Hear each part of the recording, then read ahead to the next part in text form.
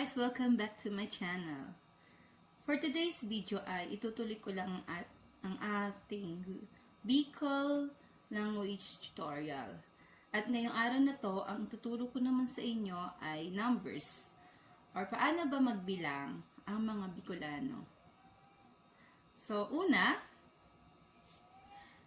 isa sa Bicol ay saro. Dalawa sa Bicol ay duwa.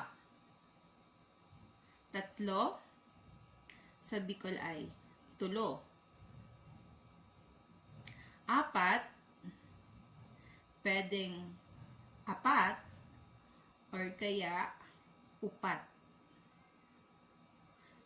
Lima, same lang sa Tagalog, lima din. Anim, unom, or anom.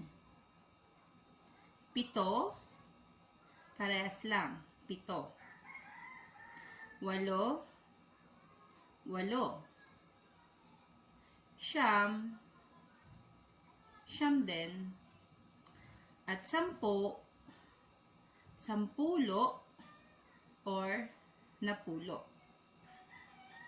Sometimes, ginagamit din ang Spanish counterpart ng mga numbers. Lalo na kapag bumibili. Or pag ang pinag-uusapan ay amount ng pera. For example,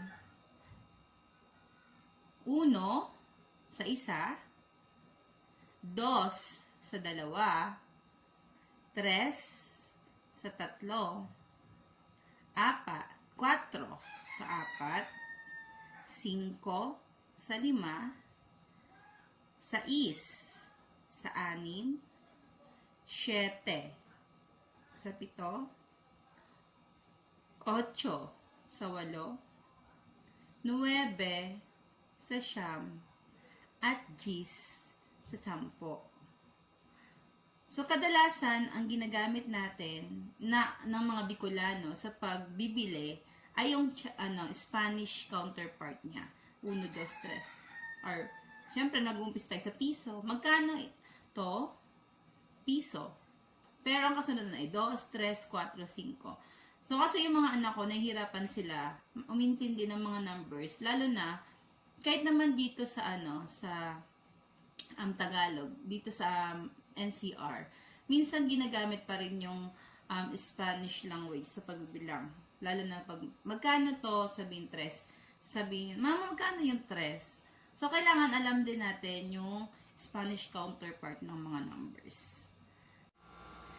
So, that's all for today. Sana may natutunan ulit kayo sa aking Bicol language tutorial. Hanggang sa susunod kong mga videos, abangan nyo po. Thank you for watching!